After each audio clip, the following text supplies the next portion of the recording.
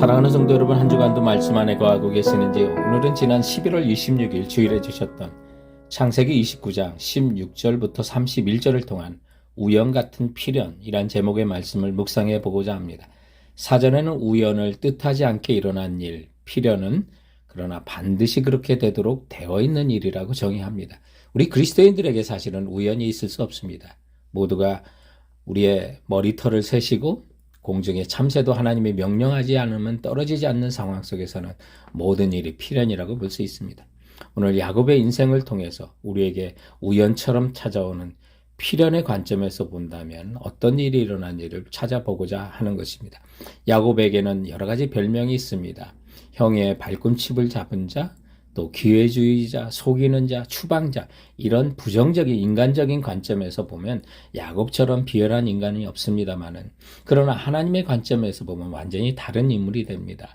야곱을 가르쳐서 하나님의 택한 자라는 별명이 있고요. 또 야곱을 가르쳐서 하나님의 약속된 씨앗이라고 하는 그런 별명이 있습니다. 사실 돌아보면 우리는 야곱과 같은 하나님의 택한 자요, 또 하나님의 약속을 받은 자녀라는 사실을 성경은 말씀합니다. 베드로전서 2장 9절에는 그러나 너희는 택하신 족속이요 왕 같은 제사장들이요 라고 말하고, 갈라디아서 4장 28절에 보면 형제들아 너희는 이삭과 같은 약속의 자녀라고 그랬습니다. 그러므로 하나님의 택한 자 그리고 약속의 자녀에게는 인생이 우연히 지배하지 않습니다. 좋은 일이든 나쁜 일처럼 보이는 일이라도 모든 일은 하나님께서 반드시 그렇게 되게 하시는 필연 가운데 인도하신다는 것입니다. 그렇다면 우리 가운데 우연처럼 보이는 수많은 필연들을 우리가 정말 찾아본다면 우리 인생은 어떻게 변할 수 있을까요? 오늘 본문을 통해서 우연 같은 필연, 이 교훈이 주는 첫 번째 내용은 도망자 같은 사명자라는 사실 기억하시기 바랍니다. 오늘 본문의 야곱은 형 에서의 목숨의 위협을 피해서 도망하는 도망자 같지만 사실 하나님께서는 그를 약속의 자녀로 이어가는 혼례의 길로 인도하고 아내를 얻고 자녀를 얻는 번창한 자손을 얻게 하는 약속의 길로 걸어가게 하셨다는 사실을 우리는 기억해야만 합니다.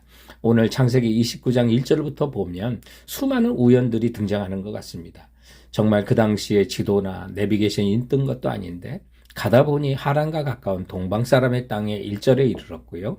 그리고 마침 또 대낮인데도 목자들이 양떼들과 함께 쉬고 있는 장면을 써서 그들에게 길을 물어볼 수 있는 이런 기회가 생깁니다. 우연일까요? 야곱은 그 목자들에게 물어봅니다. 형제 어디서 왔느냐? 그런데 그들이 또 하란에서 온답니다. 야곱이 지금 하란을 찾아가는데 목자들이 하란에서 왔답니다. 우연일까요? 연락을 한 것도 아닌데요. 그리고 외삼촌 라반을 지금 야곱이 찾아가고 있는데 그 목자들에게 물어봅니다. 너희가 나홀의 손자 라반을 아냐고 했더니 또 안다고 합니다. 삼촌을 아는 자를 만납니다.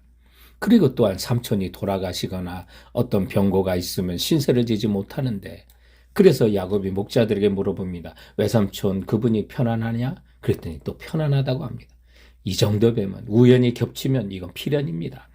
우리 인생에도 여러 가지 고통스러운 일이 반복된다 해도 여러분 계속 반복되면 필연입니다. 하나님의 계획이 있다는 사실 기억하시기 바랍니다. 그런데 마침 하란에서 온 목자들이 멀리 보니 외삼촌 라반의 딸이 오는 것을 보면서 그의 딸 라헬이 지금 양을 몰고 온다는 얘기까지 합니다. 와, 야곱은 지금 라반의 딸 라헬을 정말 사모할 여인을 만나게 되는 것입니다. 성도 여러분, 사람의 눈에는 우연처럼 보이는 사건들이 많고요. 그러나 하나님은 필연으로 우리를 인도하신다는 것을 기억하시기 바랍니다. 오늘 본문 앞에 있는 창세기 28장 1절에 보면 이삭이 야곱을 불러 축복하면서 당부했던 말이 있습니다. 가나안 사람의 딸 중에서 아내를 맞이하지 말고 내 삼촌 라반의 딸 중에서 아내를 맞이하라고 그랬는데 그 라반의 딸 중에서 아내를 맞이할 사람이 지금 오고 있는 겁니다. 그리고 전능하신 하나님이 내게 복을 줘 내가 생육하고 번성하게 하여 여러 족속을 이루게 하리라는데 지금 그 기회를 하나님께서 주신 것입니다. 이런 사실을 보면 성도 여러분, 야곱은요 도망자가 아닙니다. 지금 하나님께서 하란의 땅으로 가면서 야곱의 아내를 만나게 하고 수많은 자녀를 낳게 하고 번성하게 하는 사명을 이루는 길이라는 사실 기억하시기 바랍니다. 그래서 야곱은 라헬을 만나 이제 그대에게 라헬에게 좋은 모습을 보이려고 양떼를 먹일 물을 얻게 해주고요. 자신의 신분을 밝히고 결국 삼촌 라반에게 인도되는 것을 보게 됩니다. 사랑하는 성도 여러분, 우연은 한두 번입니다. 그러나 그 우연이 반복되면 하나님의 계획하심이 있는 거죠. 우리 인생 가운데 우연이 있을 수 없습니다. 반드시 하나님께서 우리에게 주신 약속을 이루시는 그 사명자의 길이라는 사실 기억하시는 성도들 되시기 바랍니다. 우연 같은 필연 가운데 두 번째 우리에게 주시는 교훈이 있다면 고생길 같은 연단의 길입니다.